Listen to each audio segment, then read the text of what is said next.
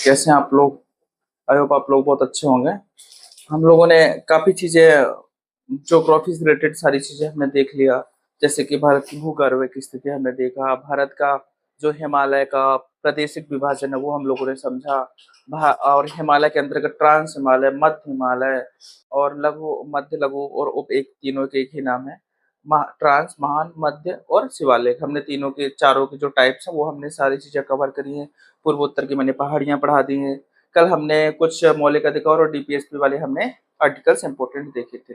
आज हम भारतीय संविधान की कुछ प्रमुख अनुसूचियों के बारे में बात करेंगे, जो कि हमारे मूल संविधान में, जब हमारा संविधान का मूल संविधान में जो अनुसूचियां थी वो कितनी थी, 8 थी। अब कितनी प्रेजेंट में है, 12 थी। उन सारी अनुसूचियां कौन सी जोड़ी गई हैं और कितनी अनुसूचियां प्रेजेंट में हैं और कौन सी अनुसूची में क्या है, उस पर हम आज विशेष चर्चा करेंगे। ओके, सो देखो, हमारे भारतीय संविधान में कितनी अनुसूचियां हैं, 12। प्रेजेंट में अगर बात करें, प्रेजेंट में कितनी है, 12। ठीक है। अगर आप क्वेश्चन पूछ देता है कई बार कि सर मूल संविधान में कितनी थी, ये याद रख लेना। मूल संविधान में 8 थी। कितनी अनुसूचियां थी मूल संविधान में, 8। फिर और 4 ऐड कर दी गई तो कितनी हो गई, 12। प्रेजेंट में कितनी है, 12। ठीक है। देखो, पहली अनुसूची क्या है, राज्यों और संघ शासित प्रदेशों के नाम क्षेत्र है। अब इसका क्या मतलब है सर, राज्यों और संघ शासित प्रदेशों के नाम क्षेत्र का मतलब, अगर हमें कोई सा हिस्सा है या कोई सा हमें अलग स्टेट बनाना है या कोई सा पर्टिकुलर किसी राज्य का नाम स्पेसिफिक अलग अलग करके देना है, तो वो किसमें मेंशन होंगी, सारी चीजें। जोड़ना है किसी का नाम, कि कोई नाम अगर हमको जोड़ना है हमारे भारतीय संविधान में और कोई हटाना है, तो वो किसके अंतर्गत आता है, ठीक है, राज्यों और संसद प्रदेशों के नाम व क्षेत्र। आर्टिकल जब आप 1 पढ़ेंगे तब उसमें सारी चीजें डिफाइन की गई हैं और ये अनुसूची में, फर्स्ट अनुसूची में चीजें बात करी गई हैं। ठीक है, नाम सारी चीजें यह आती हैं। अनुसूची 2 में क्या है, राष्ट्रपति, राज्यपाल, उच्च न्यायालय, जो सुप्रीम कोर्ट के जजेस होते हैं, न्यायाधीश होते हैं, इनके क्या है, वेतन भत्ते। क्या है, देखो, कोई भी अफसर काम करेगा तो वो फ्री में तो करेगा नहीं। मतलब अगर हम बोले प्रेसिडेंट की, पीएम की, सीएम की, राज्यपाल की, इन सब की हम अगर बात करें, देखो पीएम, सीएम और जो विधायक होते हैं, विधायक,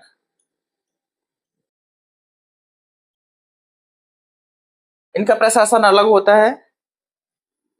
ठीक है। और ये संवैधानिक पद कौन कहलाते हैं, पहले संवैधानिक और संविधिक में हम अंतर समझो कि ये संवैधानिक और संविधिक क्या होता है। संवैधानिक ऐसा जो कि भारत में आर्टिकल के तहत या उसमें संशोधन करके जो संविधान में जुड़ता है वो संवैधानिक के अंतर्गत आता है।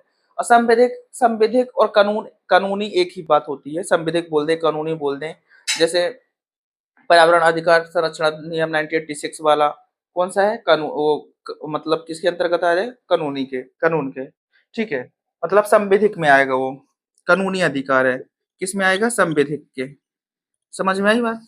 तो ये संविधिक होता है, कानूनी होता है, उसके अंतर्गत आता है। और संवैधानिक जो हमारे भारतीय संविधान में ऐड करे गए हैं, आर्टिकल के आर्टिकल वगैरह संशोधन करके सारी चीजें ऐड करी गई हैं। जैसे राष्ट्रपति हो गए, राज्यपाल हो गए, उच्च न्यायालय हो गए, सुप्रीम कोर्ट हो गए, न्यायाधीश, लोकसभा के जो मेंबर होते हैं आदि, इनके वेतन भत्तों को चर्चा की गई है। ठीक है, ये समझ में आया होगा दूसरी वाली अनुसूची। तीसरी अनुसूची की बात करें तो शपथ व गोपनीयता शपथ है। देखो, जितने भी हमारे संवैधानिक पद में जो कार्यरत अधिकारी होते हैं, बड़े बड़े जो सुप्रीम कोर्ट के, देखो सुप्रीम कोर्ट के जब मैं न्यायाधीश के बारे में पढ़ाऊंगा ना, इनमें बहुत इनके पास में बहुत बड़ा पावर होता है।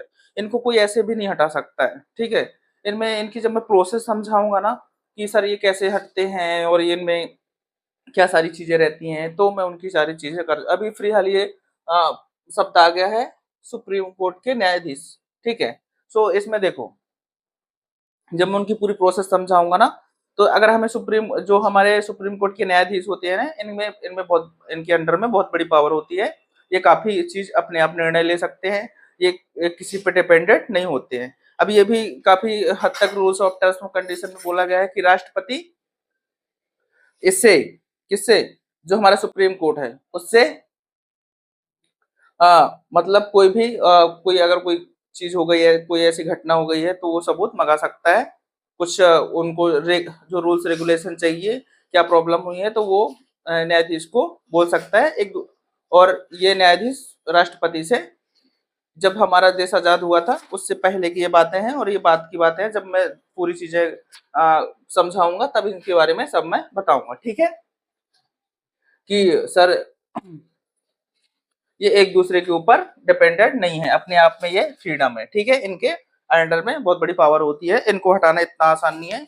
अगर हम इनके हटाने की प्रोसेस में जाएं तो पहला हमें राज्य सरकार से, केंद्र सरकार से, इसके बाद जब ये बिल पास कर पाएंगे, बिल पास होने के बाद कहाँ जाएगा ये, केंद्र सरकार में। दोनों जब पास हो गए तो कहाँ पहुंचेगा, राष्ट्रपति में। राष्ट्रपति ने भी अगर इसमें साइन कर दिए, फिर राष्ट्रपति इस पे साइन कर दिए, फिर इनके बोर्ड मेंबर जो सुप्रीम कोर्ट के मुख्य न्यायाधीश होते हैं, उनके जो और मेंबर होते हैं, आपस में मीटिंग करते हैं। जब वो सारी चीजें टर्म्स एंड कंडीशंस कुछ ऐसा लग रहा है कि हाँ कुछ गलत हुआ है, तब जाके ये कहीं पे बहुत सारी प्रोसेस इनकी रहती है हटाने की, ठीक है। तब इनके बारे में मैं, जब मैं संघ लोक सेवा, पहले आयोग होते थे, अब नहीं है, बट पहले होते थे, ठीक है।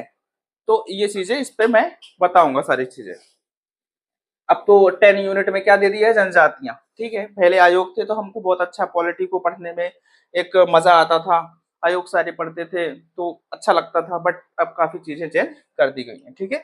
देखो तीसरी अनुसूची में क्या है, शपथ व गोपनीयता शपथ।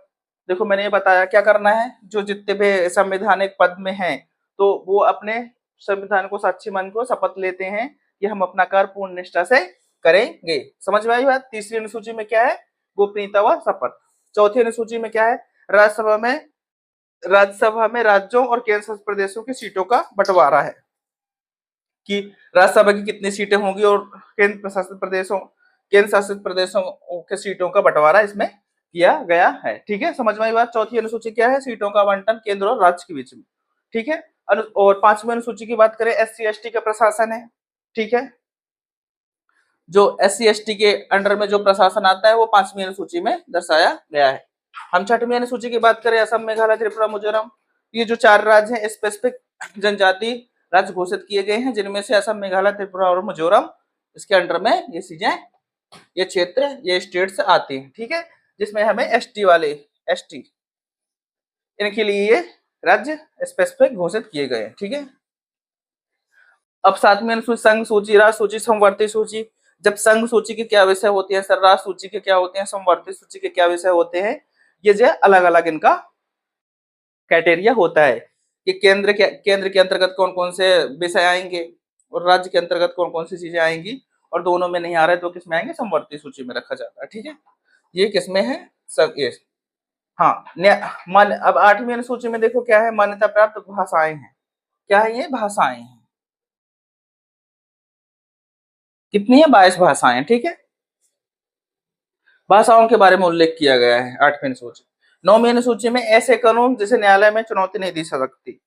देखो नौवीं अनुसूची में क्या बताया गया है, कुछ ऐसे केसेस होते हैं, कोई अगर गवर्नमेंट कोई काम कर रही है, कोई रोड तैयार कर रही है, तो बीच में किसी की जमीन फंस गई, तो पहले ऐसा अधिकार था कि संपत्ति का अधिकार, आपने नाम सुना होगा कि हमारी संपत्ति, हमें फंडामेंटल राइट्स मिले हैं, ये हमारी संपत्ति को छीन नहीं सकता।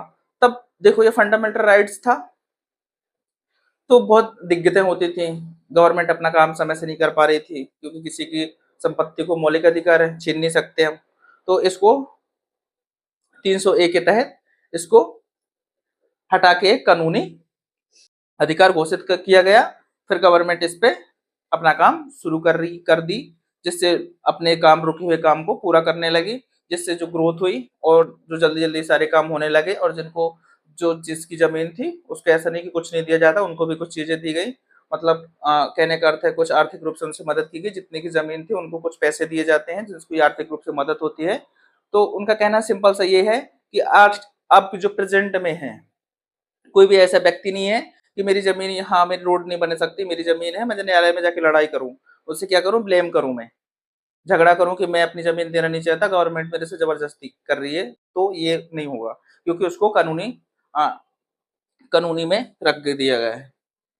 कानून जो अपना संवैधिक घोषित कर दिया गया है, कानूनी अधिकार है वो, ठीक है? समझ में आई बात? ये किसमें है? 9वीं अनुसूची में है।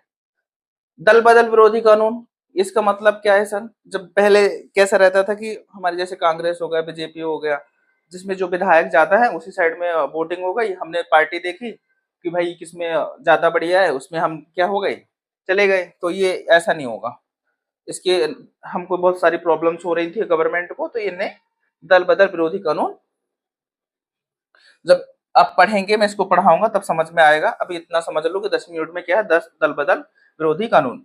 11वीं अनुसूची पंचायत के अधिकारों और कार्य, ठीक है, पंचायतों के क्या अधिकार हैं और 29 विषय किसमें है?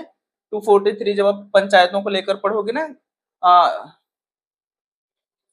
तब ये सारी चीजें आती हैं, ठीक है। पंचायती राज पढ़ोगे तब उसमें सारी चीजें ये आती हैं कि पंचायतों के 29 विषय व कार्य को 11वीं अनुसूची में जोड़ा गया। 12वीं अनुसूची में क्या, नगर पालिकाओं के अधिकार और कार्य 18 विषय हैं। अब 12वीं देखो, ग्राम पंचायत जो ब्लॉक वाला स्तर आता है, ठीक है, विकास खंड जिसको बोलते हैं, और नगर पंचायत, फिर क्या आता है नगरी में, नगर पंचायत, नगर पालिका और नगर निगम, वही 12वीं अनुसूची में ये हो गए। और इसके भी त्रिस्तरीय पंचायत जब आप पढ़ोगे तब आप, ये पहले था अभी भी है, पढ़ोगे आप लोग पॉलिटी के मेंस में, जब मैं पढ़ाऊंगा पेपर 2 के पार्ट 1 में, तब ये चीजें मैं सारी चीजें बताऊंगा। सो ये किसका था, अनुसूचियों को लेकर सेशन था। आई होप ये सेशन आपको पसंद आया होगा। अगर पसंद आया हो तो प्लीज इसमें कमेंट करें, लाइक करें और क्या करें, शेयर करना, ज्यादा से ज्यादा लोगों तक, ज्यादा से ज्यादा तक ये पहुंच सके और ये सारी सब लोगों को हेल्प हो सके कि हम डेली बेसिस पे सेशन बना रहे हैं और लोगों को ज़्यादा से ज़्यादा बेनिफिट्स हो और बहुत चीज़ें सीखें और आगे बढ़ें। ऐसा कोई प्रॉब्लम नहीं हो कि कुछ आर्थिक कमी की वजह से आर्थिक कंडीशन ऐसी है जिसमें हम फीस पेड करके पढ़ नहीं पा रहे हैं, तो ये लोगों तक शेयर करें जिसको सबको आर्थिक रूप से मदद हो और एजुकेशन में अच्छा हमारा देश आगे डेली प्रतिदिन बढ़ता चले। हमारे काफ़ी चीज़ें होती हैं जो हमें आर्थिक रूप से कमज़ोर करती हैं और हम पढ़ाई नहीं कर पाते हैं। 2024 वाला जो रिजल्ट था मेंस वालों का, वो भी अभी कल रिलीज हुआ है। जो भी बच्चे सेलेक्ट हुए इसमें, उसको बहुत बहुत बधाई हो उनको, ठीक है। और जिनका नहीं हुआ है वो डिमोटिवेट नहीं होना है, ठीक है। डेली बेसिस पे तैयारी करनी है, मेहनत करनी है, कल आपका भी उस लिस्ट में नाम आ सकता है। मेहनत करेंगे तो, मेहनत तो करनी पड़ेगी।